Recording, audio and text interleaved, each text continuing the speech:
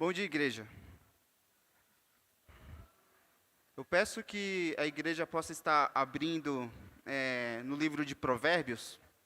Nós vamos retomar nossas aulas que nós tivemos ao longo do ano passado de interpretação bíblica. Nas últimas mais ou menos 3 ou 4 aulas, nós falamos um pouco de princípios gerais de interpretação bíblica e focamos um pouco nos gêneros literários das Escrituras. A gente tratou de 2 gêneros literários específicos, que foi o narrativo e o poético, o gênero lírico. Agora a gente vai dar prosseguimento, então, nessas aulas. Hoje nós vamos falar da literatura de sabedoria, o gênero de sabedoria, que também é conhecido como literatura sapiencial. E a gente vai falar um pouco, então, desses aspectos gerais que identificam, então, a literatura sapiencial.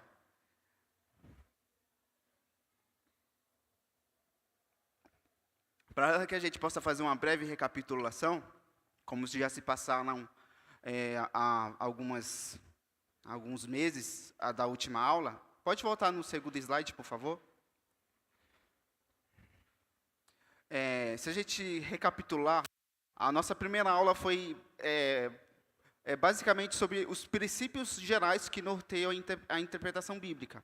A primeira coisa que a gente falou nessas aulas é que quando nós vamos interpretar um texto bíblico, a gente vai ter que se valer de alguns conhecimentos prévios que nos auxiliam na interpretação. Então, sempre que eu vou buscar um sentido de um texto, eu devo considerar algumas informações necessárias, que é o conhecimento linguístico, conhecimento que eu tenho do texto, e o conhecimento extratexto, as informações que estão além do texto, fora do texto, como o contexto histórico. Então, conhecer a gramática, a língua e o contexto histórico, a questão do contexto no qual o texto foi escrito, a cultura dessa sociedade que escreveu esse texto, vai nos ajudar a entender o texto, vai nos ajudar a entender, a alcançar um sentido do texto. E quando nós falamos disso, a gente falou que nós utilizamos, que é a tradição reformada se utiliza, chamamos de método gramático histórico. Quando a gente vai interpretar as escrituras, a gente pode perceber que nem todo mundo interpreta da mesma forma, já perceberam? Se a gente pega alguém de linha pentecostal, ele pode interpretar as escrituras de uma maneira. A gente pega o reformado, ele vai interpretar talvez alguns pontos chaves das escrituras, algumas doutrinas, de outra maneira. E se a gente pegar uma pessoa que não é cristã, um acadêmico, que também estuda teologia, ou que faz análise literária, ele também vai interpretar as escrituras de determinada maneira. Isso porque cada um dessas pessoas, desses grupos, vão se utilizar de um método específico, um método para auxiliá-lo na interpretação. E ao longo da história da igreja cristã, um método que se tornou muito mais, vamos dizer assim, o mais que a igreja se utilizou ao longo do tempo, que foi comum entre os reformadores e depois entre a igreja pós-reforma, até chegar às igrejas tradicionais hoje, é o método gramático histórico, que seria você interpretar as escrituras considerando a própria escritura. Você vai interpretar considerando o texto, a sua gramática, e considerar o seu contexto, no qual aquele texto foi escrito.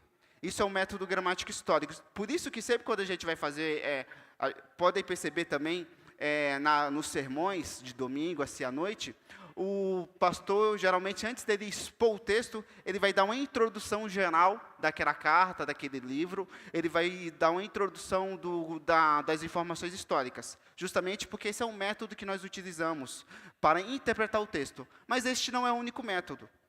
Além deste, existem outros 2 métodos que são, na verdade, gerais, que se ramificam em outras formas de interpretar as escrituras, que é o método histórico crítico e o método alegórico. Esses 2 estão dentro do espectro da interpretação nos 2 extremos. O método histórico crítico é muito mais utilizado pela academia, por aqueles eruditos que não são cristãos, e até por aqueles teólogos liberais, que não aceitam determinadas doutrinas, não aceitam determinados dogmas, e interpretam as escrituras de determinada maneira. Esses acadêmicos e teólogos liberais, eles são muito influenciados por a filosofia do iluminismo, o pensamento iluminista, e vão se utilizar, vão enxergar as escrituras apenas como uma obra literária. Então, eles vão rejeitar a questão da inerrância bíblica, da inspiração das escrituras, e vão interpretar apenas como se fosse um texto literário. Então, percebe que, numa faculdade, se você uma pessoa que estuda teologia numa faculdade comum, geralmente ela vai ser formada dentro dessa premissa metodológica. Estudar a teologia e estudar as escrituras como se fosse apenas uma experiência subjetiva do ser humano, uma experiência religiosa. E vai estudar teologia como se fosse um processo evolutivo da evolução, o processo evolutivo da religião. Isso é o método histórico crítico. E por isso que nós rejeitamos este método também, justamente porque ele nega doutrinas que são importantes, que nós cremos, para o conhecimento das Escrituras, que é o lado espiritual, de Deus se revelar nas Escrituras, dele realmente falar por meio dela de forma infalível e inerrante, e que realmente norteiam a nossa forma de enxergar as Escrituras como palavra de Deus. Então percebe que vai para um extremo. As Escrituras é apenas humana. O outro extremo é um método alegórico que foi muito conhecido, muito utilizado no período da igreja primitiva, e que também é muito comum hoje entre grupos místicos e alguns de linha pentecostal que interpretam as Escrituras de maneira alegórica, subjetiva.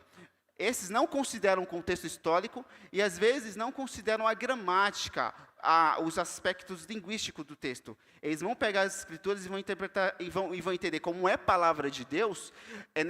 Deus vai se revelar aquela palavra de maneira subjetiva a mim.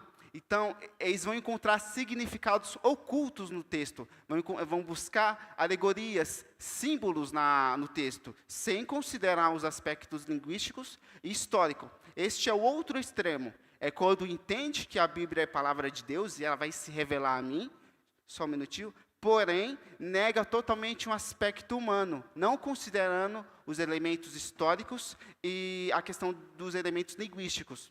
E percebe que o método gramático histórico ele é o que mantém o equilíbrio? Tanto considera o aspecto divino das Escrituras, como considera o aspecto humano das Escrituras. Nós devemos nos utilizar de várias ferramentas para entender as Escrituras, mas sabemos também que ela é revelação de Deus, e essa revelação se dá também de maneira sobrenatural. Então aqui entra a questão da nossa de erudição, de realmente se debruçar as Escrituras, conhecer cada vez mais, estudá-las, mas também o aspecto da piedade. Não é apenas estudar, mas se debruçar e realmente buscar uma vida de piedade, crendo realmente que Deus se revela através das Escrituras. Pode falar, irmão. Passados de um método alegórico, com certeza deve ter falado do livro de Apocalipse, né? Muitos utilizam o livro de Apocalipse como um método alegórico ali, pega aquelas passagens muito difíceis de interpretação e utiliza ela como método alegórico. E no método histórico crítico tem também, você deu algum tipo de exemplo. Um exemplo muito do método histórico crítico é a passagem pelo Mar Vermelho, né? E eles, com o método histórico, eles fazem umas voltas para poder interpretar a passagem pelo Mar Vermelho. Isso. Há um exemplo também no método alegórico, que foi muito utilizado na igreja primitiva, que é a interpretação da parábola do samaritano. Que na parábola do samaritano, alguns intérpretes da igreja primitiva vai tentar identificar símbolos, significados na parábola. Então, o dono da estalagem no qual o samaritano leva aquele homem que está ferido, representa a igreja, o pastor da igreja. O animal que leva o samaritano representa o evangelista, então o evangelista é a mula. Então, cada símbolo, cada elemento da parábola vai ter um significado, um símbolo. Isso é um método alegórico. Percebe-se que não se vale realmente dos aspectos do texto.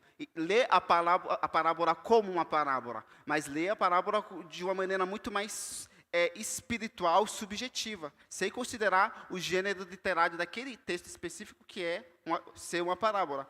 Então, esse é o método alegórico que é muito comum nos nossos dias, principalmente em algumas igrejas pequenas, pentecostais, que geralmente, se a gente pegar igrejas que são pequenas mesmo, assim, de bairro, de vila, às vezes não há tanto um interesse tão grande, ou uma formação dos pastores, e geralmente a igreja lê as escrituras, só que lê dessa maneira, buscando sempre espiritualizar ela, porque às vezes essa determinada igreja não tem um determinado conhecimento, os seus líderes não são também formados, não tem uma boa bagagem, e essa igreja cresce também dessa forma, se desenvolve dessa forma. Também é muito comum. E também em alguns movimentos místicos, pessoas que não são cristãs, mas gostam de religiões orientais, também vira e mexe, a gente vê eles buscando interpretar alguma parte das escrituras de maneira simbólica. Pode passar o slide, por favor? Além disso, quando a gente falou de interpretação das escrituras, para fazer essa recapitulação para os irmãos lembrar, a gente falou que a gente tem que perguntar o texto. A gente só entende o texto se a gente perguntar ao texto, fazer perguntas. Isso faz com que a gente, com que se gere dúvida na gente, para que a gente possa sanar essas dúvidas. Se eu leio um texto e não me bate nenhuma dúvida, não me bate nenhuma pergunta, eu não entendi nada do texto. Percebe que, até em trabalho de escola, na vida acadêmica, se você pega aquele livro, você leu, ou pega aquele artigo, ou tem terminado o texto, você leu inteiro e não gerou nada em você, você não entendeu nada daquilo, você não aprendeu. Porque é necessário fazer perguntas.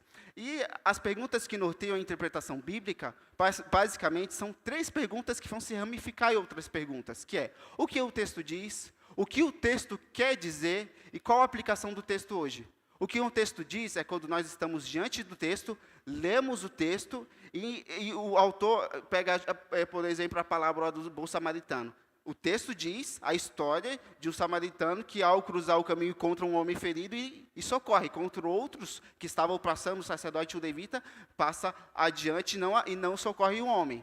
Então, isso é o que o texto diz. Você não está acrescentando nada, você não está criando hipótese nenhuma, apenas está entendendo o que o texto diz.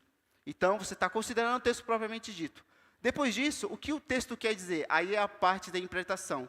O que o texto está querendo significar? O que o autor que escreveu esse texto está querendo ensinar? E como é que ele busca ensinar através deste texto? E aí a gente vai fazer a análise desse texto. É o que o texto quer dizer.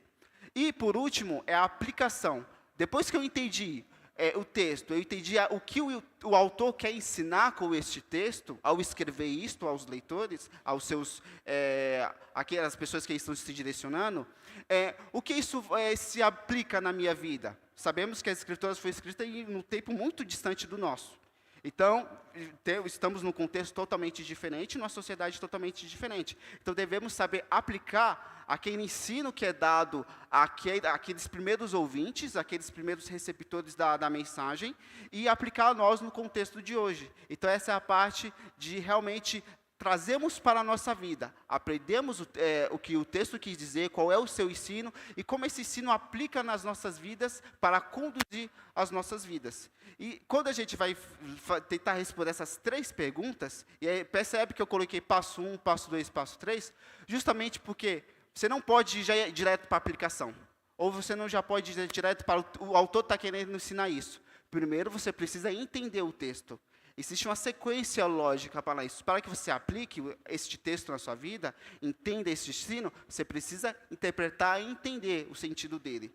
E, através dessas perguntas, vai se gerar outras perguntas. O que o autor quer dizer? Por que ele diz? Quem está dizendo? Quando ele diz isso? Onde ele diz? Essas perguntas são essenciais para que a gente possa conseguir captar mais informações daquele texto. Pode passar, por favor? E, além disso, quando a gente falou de interpretação bíblica, que a gente tem que fazer perguntas ao texto, a gente falou também que existem níveis de interpretação, ou níveis de leitura de um texto. Quando a gente faz a análise de uma parábola, a gente vai considerar não apenas a parábola em si, mas a gente vai considerar quem está dizendo essa parábola. No caso dos evangelhos, é Jesus. Em qual contexto Jesus conta essa parábola? O que motivou Jesus a contar determinada parábola? Então, você note que nós começamos lendo aquele trecho que nós chamamos de perícope, quando nós fazemos o recorte do texto. Esse recorte, que é o recorte que a gente vai analisar, chamamos isso de perícope. Quando nós recortamos este pedaço de texto, nós não vamos ler ele isoladamente, mas vamos considerar as informações que estão além, que estão circundantes a este texto. Então, vamos considerar o capítulo, vamos considerar o livro, o evangelho no qual aquela parábola está escrita, vamos considerar a teologia do Novo Testamento, vamos considerar o cânon como um todo, vamos considerar as informações do Antigo Testamento. Então, existem gradações. Eu leio versos e parágrafos, mas eu também leio capítulos, mas eu também leio o livro. E quando a gente se debruça em cada um desses pontos, é aí que vai gerar até aquelas ciências. Se a gente pega livros de introdução bíblica, por exemplo, como esse que eu tenho em casa, eu usei, ele vai fazer uma interpretação geral, que é global, considerando as informações de cada livro. Então, vai tratar de Gênesis, as informações gerais de Gênesis, as informações gerais de Êxodo, mas, além disso, quando nós pegamos tipo um comentário bíblico, o comentário bíblico aí vai se esmiuçar em comentar cada versículo. Então, aí também vai fazer aquela análise imediata de verso, parágrafo. Então, isso ajuda-nos a entender também melhor como vamos interpretar o texto. Nunca interpretamos um texto sem considerar o seu contexto maior. Vamos ler sempre o texto imediato, o nível mais intermediário e o nível mais global. Isso significa que eu tenho que ler sempre tudo? Não. Isso significa que a gente tem que ter familiaridade com o texto. Isso requer uma vida de leitura das Escrituras. Se eu já li as Escrituras várias vezes, determinado livro várias vezes, eu não vou precisar voltar a ler ele inteiro, porque eu já vou saber as informações gerais daquele evangelho, daquela carta. Então, eu tenho essa intimidade com as Escrituras, porque eu já tenho essa prática de leitura das Escrituras. Quando eu leio um texto, eu já vou ter informações, porque eu já li o contexto, eu já estou familiarizado com o contexto. Então, é necessário entender isso também. Quando a gente interpreta o texto, a gente precisa considerar os contextos, mas a gente tem que ter essa familiaridade, senão se torna algo maçante. Então, toda vez que eu fizer uma análise de um texto pequeno, eu tenho que considerar, tenho que ler o texto maior? Não necessariamente, se você tem uma vida de leitura das Escrituras e essa familiaridade. Pode passar, por favor? Além disso, como eu falei que existem análises, o ponto que nós estamos estudando é a análise literária. A gente apenas está se debruçando aos gêneros das Escrituras. A gente não falou de texto narrativo, não falamos do texto poético, a gente está apenas se preocupando com as características das formas textuais, dos gêneros textuais que existem nas Escrituras. Isso é o que nós chamamos de análise literária. Entretanto, existem outras formas de analisar o texto que, na verdade, elas se complementam. Eu não vou só fazer análise literária. Eu não vou fazer apenas uma análise linguística ou gramatical. Quanto mais eu fizer análises, quanto mais eu se valer de vários tipos de análise, mais eu vou compreender aquele texto. Então, percebe-se que a análise literária, que geralmente nas nossas aulas, as últimas 2 aulas que a gente fez, buscou compreender melhor as características gerais de um gênero literário. Mas existe a análise gramatical, quando eu vou ler o texto e eu considero o verbo, quando eu considero aquele substantivo, aquele pronome importante, ou aquela conjunção importante. Geralmente a gente vê isso no sermão que o pastor faz no domingo, porque ele está fazendo uma exposição de um texto pequeno, ele vai falar por que aquele determinado verbo deve ser questionado daquela forma e qual a importância disso, ou a etimologia de determinada palavra, no hebraico, no grego, coisa do tipo. Então, isso é uma análise gramatical ou léxico-sintática, que é considerar palavras, frases ou a estrutura frasal, eu considerar aquela sentença, aquela oração.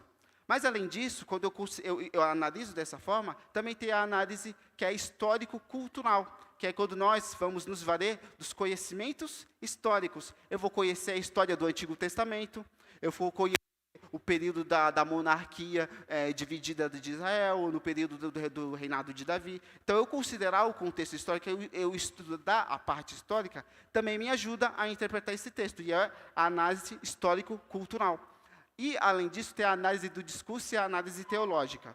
A análise do discurso, geralmente também a gente faz sem perceber, nós mesmos fazemos sem perceber. Quando nós buscamos a intertextualidade no texto, que eu leio aquela passagem, mas eu busco informações de outros textos que também se comunicam com aquela passagem. Ou aquela passagem está citando trechos do Antigo Testamento, quando a gente pega algum sermão de Jesus, e Jesus vai fazer alguma alusão ao Antigo Testamento, e a gente, então, se vale ao Antigo Testamento, a gente está fazendo a comunicação entre os textos, a intertextualidade. Quando um texto, ele se comunica com outro texto, ele utiliza outro texto. Isso também é algo muito como que nós fazemos e não percebemos usando esses termos técnicos. Mas também é uma análise que é a análise do discurso. Eu considerar não apenas a frase, a oração, mas eu considerar aquele pedaço de texto, aquele discurso, e considerar como aquele discurso foi elaborado, como as fontes que aquele discurso foi utilizado. Então, é quando a gente coloca os textos para se comunicarem entre si. Além disso, tem a análise teológica, que é a mais importante para nós cristãos, que é quando, depois que analisamos o texto, nós vamos também analisar de forma teológica. Qual é a doutrina que ensina nessa parte? Qual é o dogma? Qual é o ensino? Como Deus está se revelando nessa passagem? É a análise propriamente teológica. Pode passar, por favor? E aí a gente está chegando nos gêneros literários das Escrituras. Como vocês podem ver, existem vários tipos de textos. Narrativas, poesias, provérbios ou sabedoria, jurídicos, profecias, parábolas, as epístolas, os evangelhos e a literatura apocalíptica. Tudo isso são formas que nós encontramos nas Escrituras, e cada uma delas pede que a gente leia de uma determinada maneira, da forma como aquele texto foi escrito.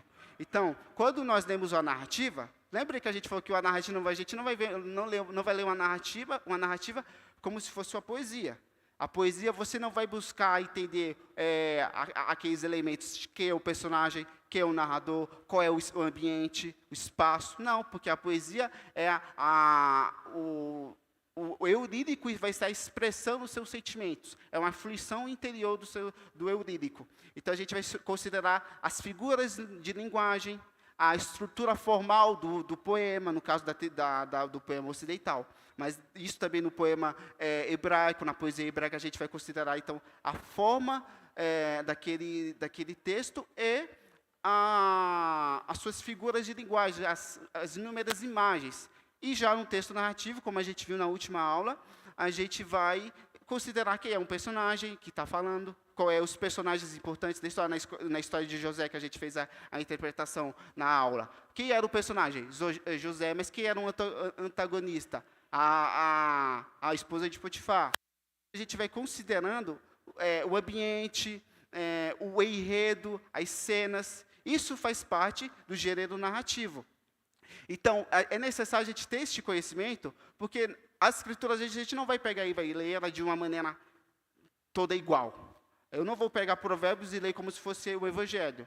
Eu não vou pegar o Evangelho e vou ler como se fosse a literatura profética. É necessário eu conhecer para eu poder entender o sentido desse texto e entender como Deus está se revelando. Então, note, igreja, que não é apenas para o nosso conhecimento. O foco aqui não é simplesmente o conhecimento, mas é realmente como Deus está se revelando. E a gente conseguir alcançar essa informação, conseguir entender este texto e conhecer mais de Deus. Saber que Deus se revelou naquela passagem, naquele gênero literário, e a gente poder, então, conhecê-lo. O ponto central é isso. Quanto mais nos debruçarmos nas Escrituras, com os métodos certos, com as informações certas, mais vamos chegar no conhecimento de Deus, mais vamos conhecer a Deus. Pode passar, por favor?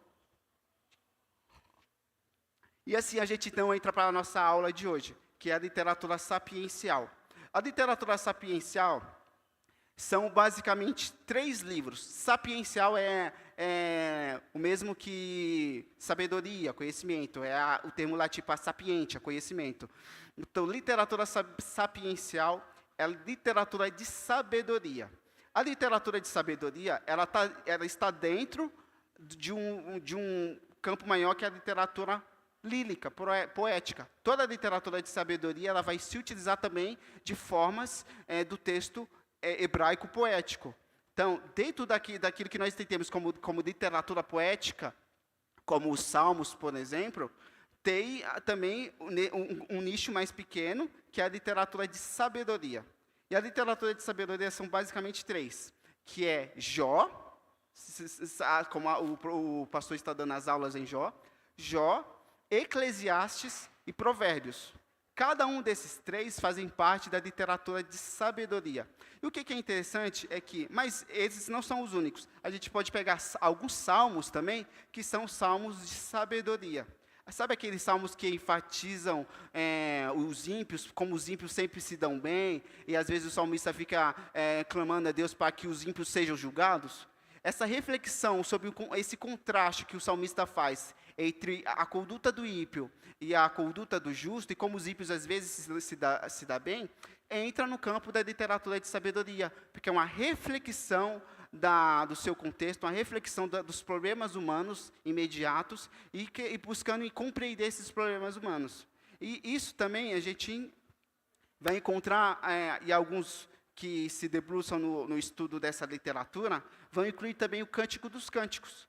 O Cântico dos Cânticos, ele basicamente fala sobre o amor entre o homem e uma mulher, e busca tratar sobre essa questão do casamento e realmente do aspecto do casamento. Tanto que este livro, dentro das Escrituras, é um livro que realmente trata de maneira mais explícita assuntos, a questão do erotismo, mas dentro da perspectiva de Deus, dentro de um relacionamento santo de um homem entre uma mulher. E também alguns vão tratar o Cântico dos Cânticos como sabedoria, justamente porque vai tratar dos problemas do ser humano, mas dentro da perspectiva de Deus, buscando dentro do temor de Deus. E também, às vezes, considerado como literatura de sabedoria.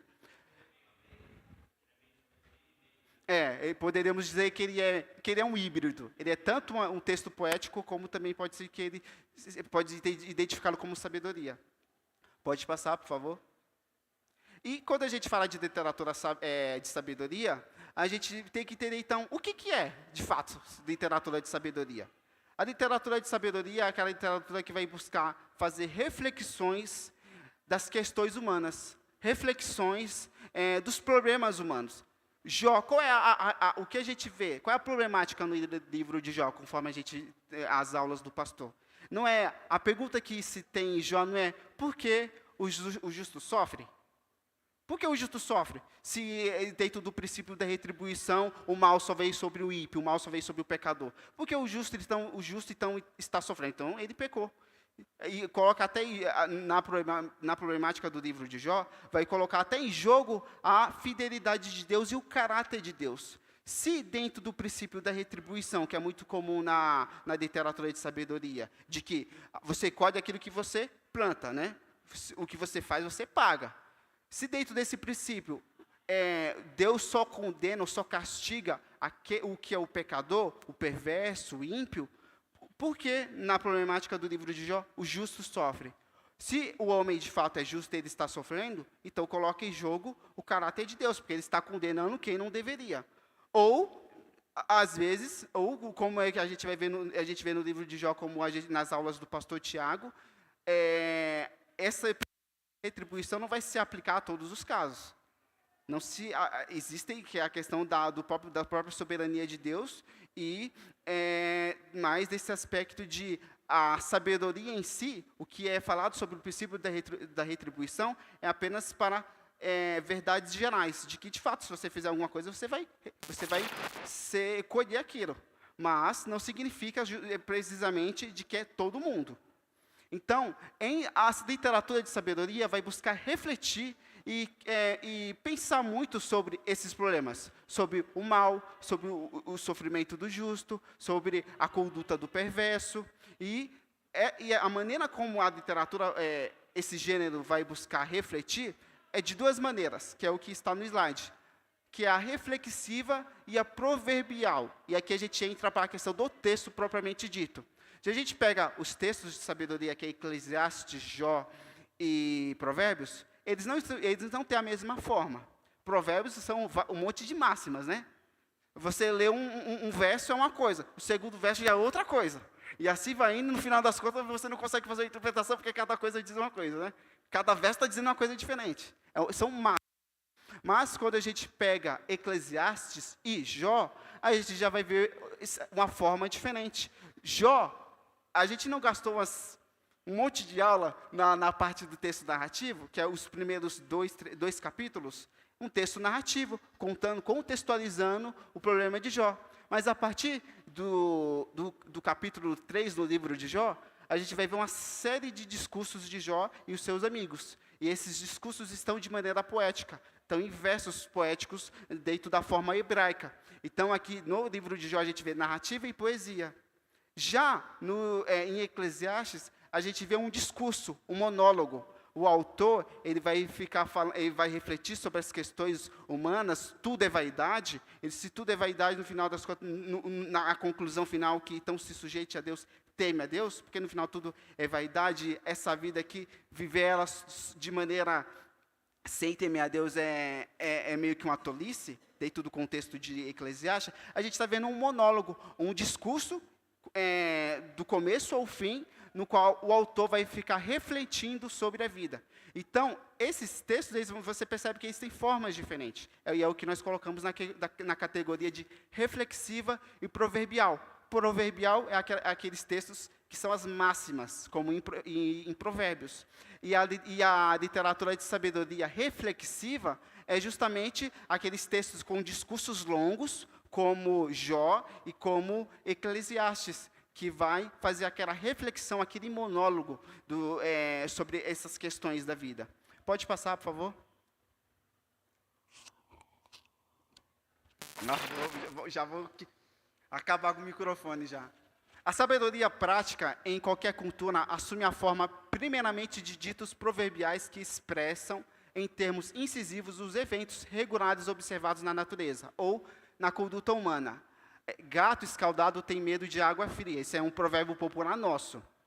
Uma forma mais bem elaborada é enigma, fábula ou parábola. Exemplos conhecidos no Antigo Testamento são o enigma de Sansão, quando a gente vê ele falando aquele enigma para os seus inimigos e o pessoal fica quebrando a cabeça. E também a fábula de Jotão, quando ele vai falar sobre Abimeleque. Depois vocês pesquisam esses textos, vocês vão pegar como é que são. Fábulas e também esses provérbios, essas alegorias, a gente não vai encontrar apenas na literatura de sabedoria Eclesiastes, Provérbio e Jó, mas também está ao longo de todo o Antigo Testamento e Novo Testamento. As parábolas fazem parte da literatura de sabedoria. E quem foi que mais falou parábola? Não foi Jesus, no Novo Testamento? O Senhor Jesus aí vai se utilizar da literatura de sabedoria, da sabedoria no seu ensino. Então, e é até interessante, porque quando a gente vê o ministério de Jesus, ele surpreende a multidão, porque ninguém fala como ele.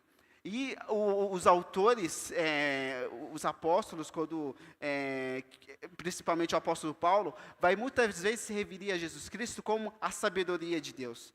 Cristo, ele é a própria sabedoria de Deus. E nos seus ensinos, ele vai se utilizar muito também essa forma literária que é a sabedoria, que é se utilizar de parábolas, ou de provérbios também.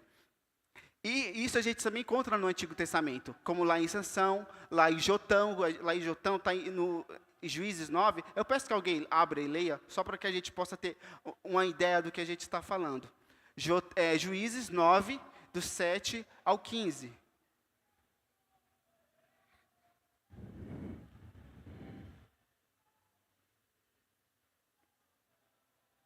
Juízes 9, do 7 ao 15. Quem abrir, possa ler para mim, por favor?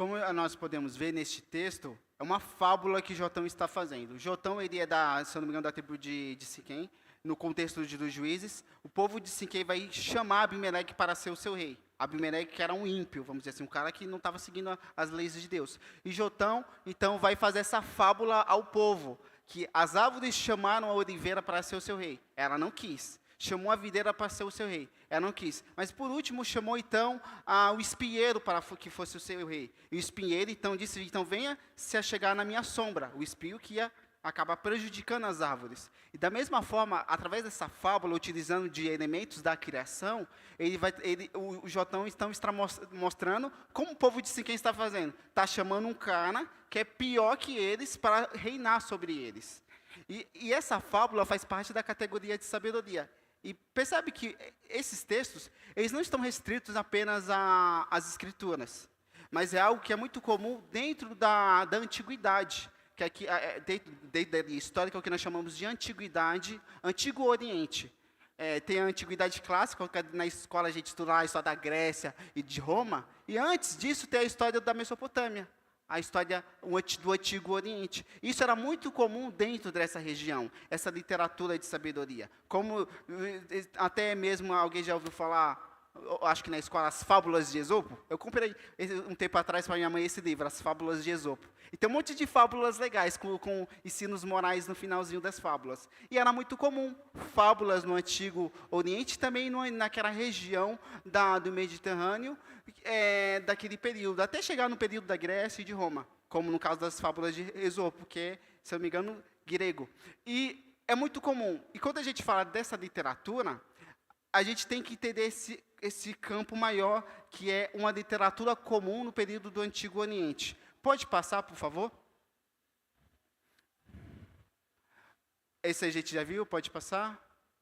A sabedoria no Antigo Oriente. Quando a gente fala dessa sabedoria, eu quero que vocês abram lá, para que a gente possa ter uma ideia melhor, se eu não me engano, em 2 Juízes.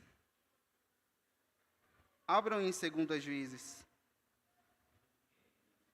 2 Juízes, não, 2 Reis. Não, 2 Reis. Se eu não me engano, é 2 Reis. Só verificar. 2 Reis, 1 Reis, perdão. 1 Reis 4, 34. 1 Reis 4, 34.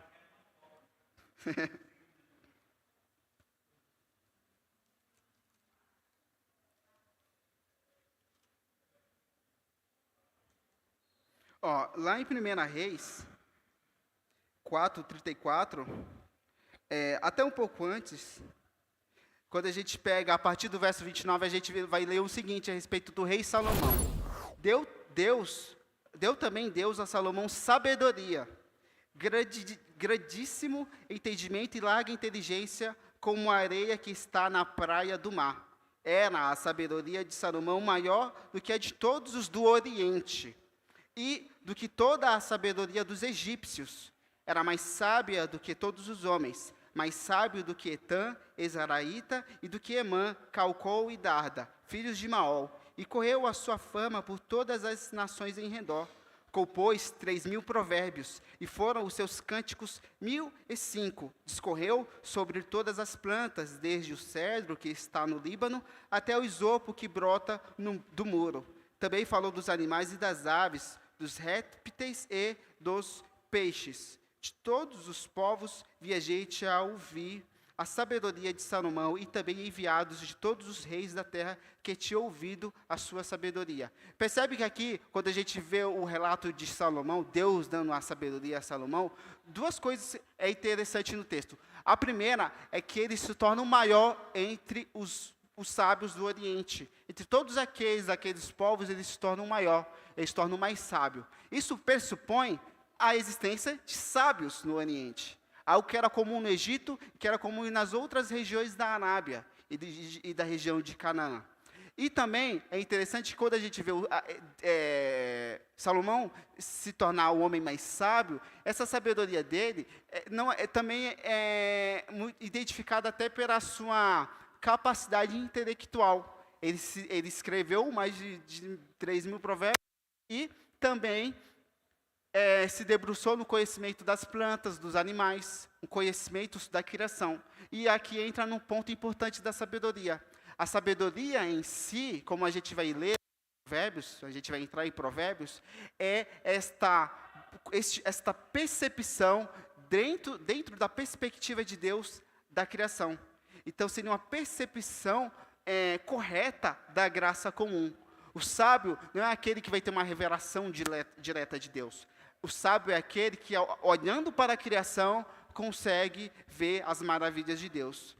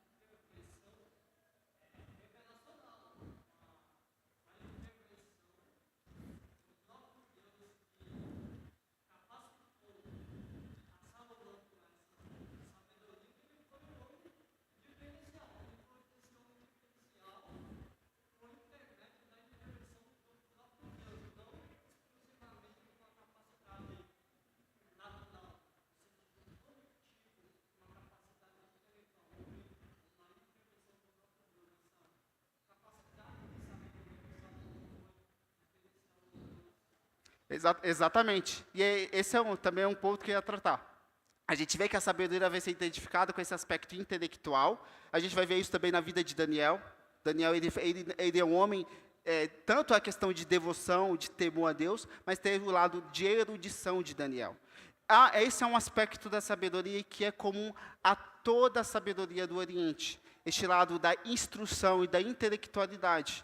Entretanto, o que diferencia a sabedoria, como nós vemos em Provérbios, é que é uma sabedoria debaixo do temor a Deus. Não é apenas uma sabedoria de olhar para a criação e aprender cada vez mais, contemplar a criação e descobri-la.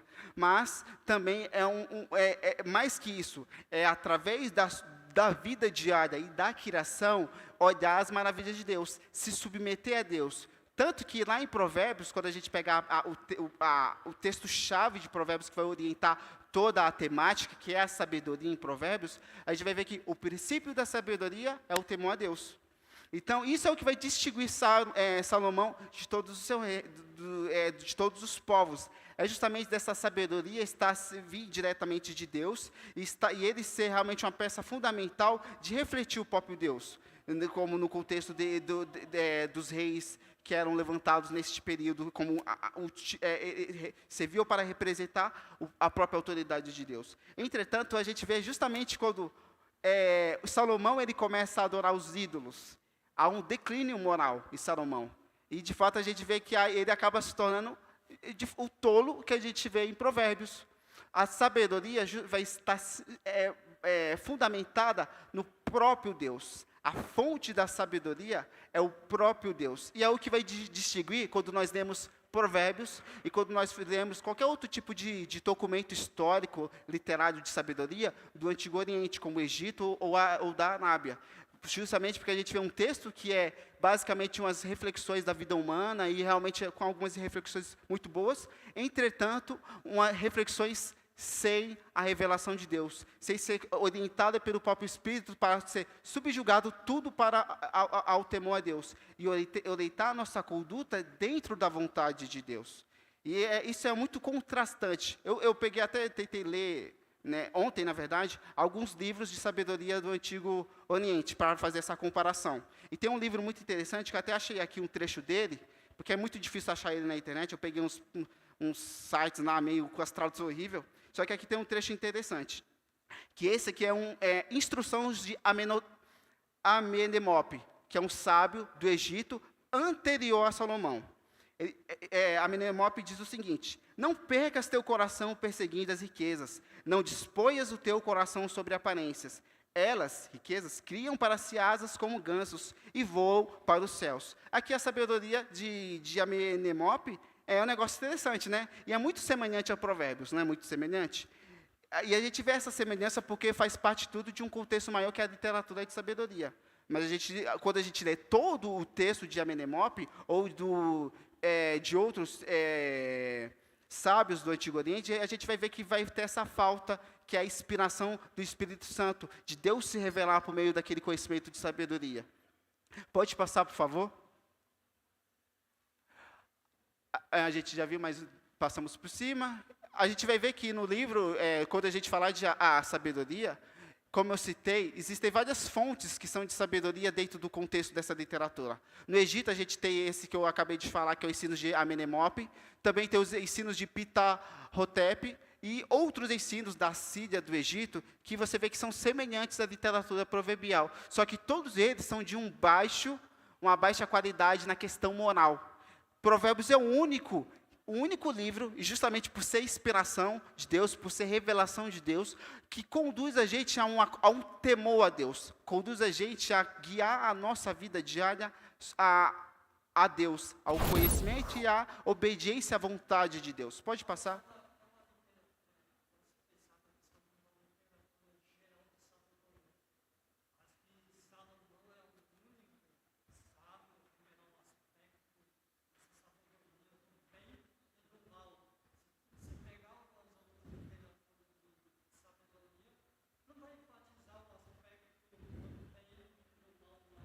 Isso, exatamente. Isso. É muito interessante. E quando nós vemos no antigo Israel, a gente vai ver algumas figuras sábias. Um deles é a questão de Salomão, a gente vê a sabedoria de Salomão. José também é um dos personagens das Escrituras que a gente vê que ele também é dotado de sabedoria. E percebe que todos esses personagens, José, Salomão, Daniel e os conselheiros da corte que a gente vê nos livros, em Reis, em Crônicas, todos eles são vistos como pessoas sábias. E eles são vistos como pessoas sábias até o momento que eles são tementes a Deus. No caso dos conselheiros da corte, Aitofel e Salomão, esses são aqueles que, no final das contas, descaíram de sua sabedoria. Aitofel, ele era um conselheiro do rei Davi, que no final acaba traindo Davi, se voltando para, se não me engano, Absalão, né, Ângela? E, além disso, os conselheiros da corte, de maneira geral, as pessoas que estavam diante do rei, também eram identificadas como pessoas sábias, pessoas que eram capazes de dar bons conselhos, orientando o rei à maneira correta de governar. E tudo isso debaixo do temor de Deus, governar conforme a vontade de Deus. E as figuras excepcionais, interessantes, de sabedoria, dentro dessa perspectiva como o temor de Deus, está em Josué e Daniel. As duas figuras centrais de pessoas que, em meio às dificuldades e momentos de tentações, foram fiéis a Deus. No caso de José, a tentação de adultério, e no caso de Daniel, a questão de negar a sua fé. Então, a gente vê a sabedoria ser precisamente temer a Deus. Pode passar, por favor? Então, a gente entra no livro de Provérbios. A gente não vai falar dos outros livros, mas apenas desse, porque é mais para ilustração deste gênero. Abram lá no livro de Provérbios, a gente vai ver que ele vai ser dividido em algumas partes. Basicamente, o livro de Provérbios aí não foi escrito só por Salomão. A gente fala que é Provérbios de Salomão, só que o livro de Provérbios ele foi escrito por mais de um autor. Justamente porque o livro de Provérbios é uma coletânea de máximas, de aforismos. E a maior parte do livro de Provérbios foi escrito por Salomão. Entretanto, algumas partes foram escritas por outras pessoas, outros sábios. Como a gente vai ver que a partir do verso 24... capítulo 24 e verso 34, vai ter identificação ditos dos sábios.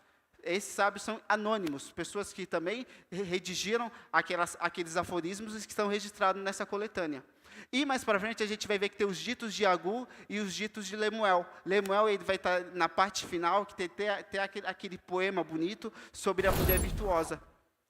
E todos esses estão compondo o livro de Provérbios. Provérbios também vai ser esta coletânea de aforismos, de máximas. E essas máximas são frases curtas que trazem uma reflexão, traz uma verdade geral. com base na observação do cotidiano. Então, o sábio, ele vai olhar para as experiências humanas, ele vai olhar para o seu cotidiano, a sua vida comum, e através do seu cotidiano, ele vai fazer reflexões, e vai escrever por meio dessas máximas, esses aforismos. Pode passar, por favor? E esses aforismos, quando a gente pegar no livro de Provérbios, você vai ver que ele tem uma certa estrutura, e ele é muito semelhante à poesia, como a gente viu. A questão do uso de imagens, a questão do paralelismo, a questão de ser um texto conciso, sintético. Lá no texto de Provérbios, a partir do capítulo 10, a gente vai ver que Provérbios vai estar escrito dessa forma. Provérbios de Salomão. O filho sábio alegra a seu pai, mas o filho insensato é a tristeza de sua mãe. Os tesouros da impiedade de nada aproveitam, mas a justiça livra da morte. O Senhor não deixa ter fome o justo, mas rechaça a avidez dos perversos. Note que esses provérbios, eles só são 2 versos, que são as máximas. Elas são estruturadas apenas de 2 versos. É o que nós chamamos de versos antitéticos, quando há um contraste entre a primeira parte e a segunda parte. Veja que nestes versos aqui, que é muito comum, que faz parte da literatura de poesia também, a forma poética, que é quando ele diz, mas os filhos insensatos é a tristeza da sua mãe. O filho sábio alegra seu pai, mas o filho insensato é a tristeza da sua mãe. A gente vê que há uma relação antitética, de contraste, de um ser o oposto do outro. O filho sábio alegra o seu pai, mas o insensato é tristeza, é o oposto. Então, isso a gente vai ver durante todo o capítulo do 10. Esses aforismos, essas máximas antitéticas, comparando, geralmente, o tolo com o justo. Quando a gente pega mais para frente, a gente vê que ele vai dizer, no verso 8, o sábio de coração assenta os mandamentos, mas o insensato de lábios vem a arruinar-se. Isso em todo o capítulo a gente vai ver Salomão escrever desta maneira, fazer uma comparação entre o justo e o tolo. O justo, ele recebe coisas de Deus, ele é abençoado, ou ele se livra de ter determinada punição, porque ele está no caminho certo. E o tolo é aquele que recebe a condenação de Deus, é aquele que segue o caminho torto, e aquele que vai receber, então, no final, o seu final vai ser a ruína. Durante todo o capítulo 10, se vocês lerem depois em casa, se vocês puderem, quando vocês tiverem tempo ou quiserem mesmo, vocês vão ver que vai se seguir essa forma. Isso aqui nós chamamos de antitético. E é o que também está dentro daquilo que chamamos de paralelismo antitético. Se a gente compara os 2 versos, dentro da língua portuguesa, a gente fala de oração. Separa a oração lá e pega a primeira oração com a segunda oração, a gente vai ver que elas vão ser praticamente idênticas, só que só vai mudar algumas palavras. O sábio vai ser tolo. O caminho certo vai ser o caminho errado. Então, há um paralelismo. Os 2 versos estão caminhando junto, só que com informações, com um jogo de ideias, um ser o oposto do outro. Isso é comum aos provérbios, principalmente nessa parte, que é os provérbios de Salomão. Agora, quando a gente volta para o capítulo 1, no capítulo 1 a gente não vai ver dessa forma. A gente vai ver longos discursos. E é até muito bonito os discursos que a gente vê, a partir do capítulo 1 até o 9 de Provérbios, a gente vai ver discursos de um pai para o seu filho, orientando ele de como viver na vida e para ter sucesso. E aí ele fala que o sucesso é temer a Deus. Aí vai mostrar ele vai orientar a respeito de fugir do adultério, de não andar com pessoas que são assassinas. E também vamos ver discursos da sabedoria. No capítulo 2, se eu não me engano, eu quero que vocês leiam, só para a gente poder encerrar com esse... A gente só vai ler um trecho do capítulo 2 de Provérbios, a gente vai ver escrito dessa forma. A excelência da sabedoria. Filho meu, se assentares as minhas palavras e esconderes contigo os meus mandamentos, para fazeres atento à sabedoria o teu ouvido, e para inclinares o coração ao entendimento, e se clamares por inteligência e por entendimento, alçares a voz, se buscares a sabedoria como a prata, e como a tesouros escondidos a procurares, então entenderás o temor do Senhor e acharás o conhecimento de Deus.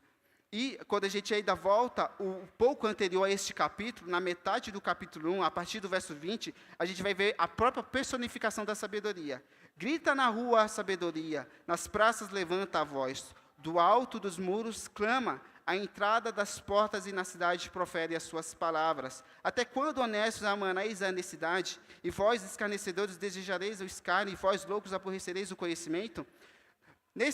Nessas partes, a gente vai ver que o texto não é assim. Não são aforismos, não são máximas, mas são discursos longos dentro da estrutura da poesia hebraica. Então, isso vai ser muito comum em Provérbios. A partir de 10 em diante, a gente vê essas máximas. E de 1 a 9, a gente vai ver esses discursos longos. E é muito importante entendermos isso, porque do 1 ao 9 é a chave hermenêutica, é a chave para interpretarmos os aforismos.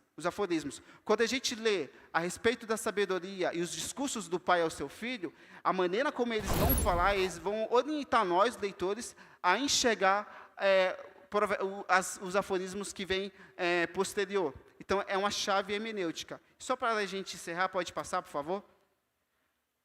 Pode passar. Então, o que a gente aprende? Que os provérbios, eles não são leis. Você não vai ler um provérbio e obedecer aquilo à risca, mas eles têm que ser, ele é direcionado ao homem sábio, à pessoa sábia, e ele tem que ser lido com um bom senso. Existem momentos que o provérbio vai ser aplicado, com textos que ele não vai ser aplicável. E isso entra no próprio da problemática de Jó, de pensar a questão do princípio da retribuição.